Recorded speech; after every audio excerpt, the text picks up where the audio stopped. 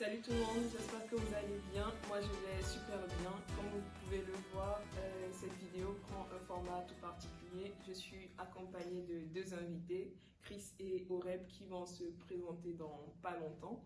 Et l'objet de notre vidéo, comme vous pouvez le voir dans la description, c'est de parler des voies d'entrée dans le réseau des écoles de statistiques africaines étant au Bénin.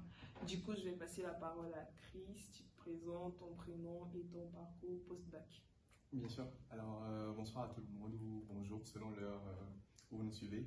Alors, moi, je m'appelle Chris. Je viens de terminer mon master spécialisé en data science pour la connaissance client à l'ENSAI.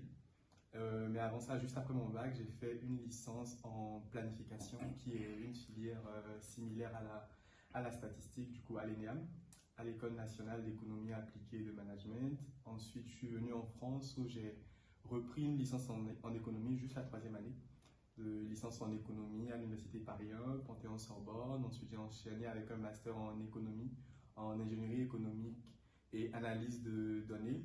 Et parce que je voulais davantage creuser dans le domaine de la data science et parce que j'étais aussi intéressé par le monde du marketing, alors j'ai continué avec ce master spécialisé en data science pour la connaissance client que j'ai terminé il y a quelques mois. Félicitations. Et du coup, nous allons passer à Oreb. Bon, ton prénom, comme je l'ai déjà dit, et ton parcours post-bac. Ok, d'accord. Merci, Laurie. Moi, c'est Oreb. Tout comme pour Chris, je suis béninois et j'ai aussi commencé à l'ENEAM, juste après mon bac. J'ai commencé une licence en planification et gestion de projet à l'ENEAM. De là, en troisième année, j'ai eu vent du concours ISE, donc ingénieur statisticien économiste. J'ai décidé d'y postuler parce que j'aimais beaucoup en fait tout ce qui est statistique.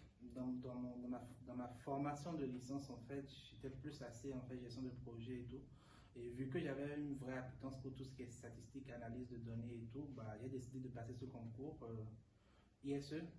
J'ai eu le concours, 3 ans normalement, mais en deuxième année, j'ai eu la chance d'être sélectionné pour poursuivre ici en France à l'ENSAI. Donc voilà, je suis actuellement en dernière année de l'ENSAI en filière data science et ingénierie de données. Je finis cette année et voilà. Félicitations. Du coup, je vais me retourner vers Chris pour te demander les voies pour intégrer le réseau des écoles de statistiques africaines depuis le Bénin. Comment passer le concours, depuis quelles écoles et tout. Ok, alors, faut dire qu'au Bénin, il y a plusieurs voies qui nous permettent d'entrer dans les écoles de statistique. Il y a principalement ces écoles-là qui sont beaucoup plus orientées économie ou statistique et il y a ces écoles-là qui sont orientées planification. Parce qu'il faut dire que pour passer le concours d'entrée dans les écoles de statistique, il y a principalement deux voies, économie et statistique. Je pense que plusieurs le savent déjà. Donc, au Bénin, on a principalement l'ENEAM déjà, l'École nationale d'économie appliquée et de management, qui est, disons, l'école principale qu'on connaît généralement. Ensuite, il y a l'UNSPD, l'École nationale de statistique, de planification et de démographie, qui forme également des statisticiens, des planificateurs, des démographes aussi au Bénin. On a également l'IMSP, l'Institut de mathématiques et de sciences physiques. Ensuite, on a l'ENS, l'École normale supérieure. On a la faculté des sciences physiques. Et ensuite, et pour finir, la faculté d'économie et de gestion. Donc, en tout ça, nous fait environ 7 voies, Okay. 7 différentes voies pour se former, sinon pour se préparer à passer le concours d'entrée dans les écoles de statistique. Ok, parlons de préparation au concours, je vais me retourner vers Oreb. Tu as fait le cycle ISE, ingénieur statisticien économiste, et j'aimerais savoir comment tu t'es préparé à passer le concours, la préparation personnelle, est-ce que tu bossais en groupe, qu'est-ce qui t'a aidé? Alors, je réponds déjà à ta dernière question. Non, je ne bossais pas en groupe.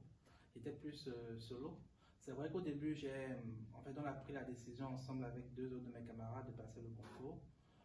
Du coup, on a commencé par feuilleter un peu c'est quoi le syllabus, c'est-à-dire les notions à aborder, ou les notions dans lesquelles il faut se préparer en fait pour le concours et tout, que ce soit en économie ou en mathématiques.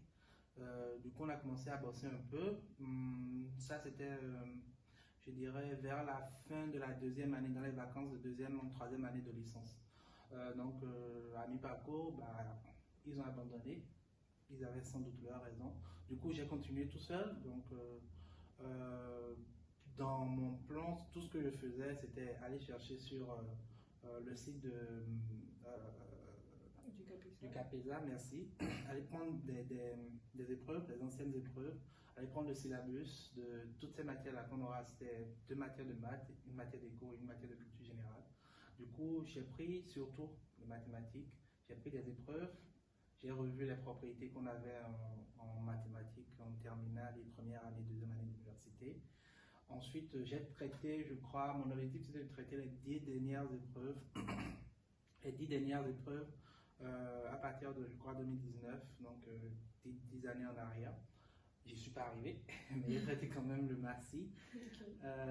Après, en éco, c'était un peu plus vague parce que c'était plus, enfin, c'était vraiment vague, il y avait plein de thèmes à aborder. Du coup, tout ce que j'ai fait, c'est me concentrer d'abord sur, je vais dire, la méthodologie, c'est le plus important.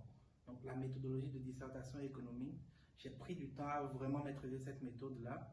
Et ensuite, j'ai essayé de voir en fait quels sont les sujets qui ressortaient le plus sur ces 10 ou 15 dernières années. Donc, j'ai pris les sujets, j'ai essayé de voir également en fonction des questions, parce qu'il y a une question précise, manière de rédaction différente. Du coup, j'ai essayé de voir les sujets et tout. J'ai pu travailler un peu ces sujets-là. Et ouais, c'était la partie la plus difficile, mais on s'en est sorti. C'était globalement ça. Félicitations. Du coup, je vais continuer avec OREP. Quelles sont les filières au sein de l'ENEAM? Alors, quand tu parles d'ENEAM, il faudra distinguer vraiment le côté ENEAM et le côté ISE-ENEAM. Alors, quand je prends ENEAM à la base, c'est l'École nationale d'économie appliquée et de management. Du coup, il y a un côté sciences statistiques, planification, donc je vais parler d'économie, économie appliquée. Donc, dans cette partie-là, on a 2 filières globalement, statistiques et planification. Ensuite, il y a le côté management où vous avez tout ce qui est banque, assurance, logistique, ingénierie, informatique de gestion, comptabilité, tout ça. Okay. Mais je vais me concentrer plus sur la partie économie appliquée, tout c'est ce qui nous intéresse. Du coup, à partir de là, cette partie de l'ENEAM s'est associée à intégrer, je vais dire, le réseau des écoles statistiques africaines. Et l'ENEAM reçoit actuellement des ISE. Et donc, après le parcours ISE à l'ENEAM, on a, si je ne me trompe pas, 4 voies. La première, c'est Data Science. La deuxième, c'est Marketing. La troisième voie, c'est Finance et Actuariat. Et la dernière voie, c'est Politique, économique. Enfin.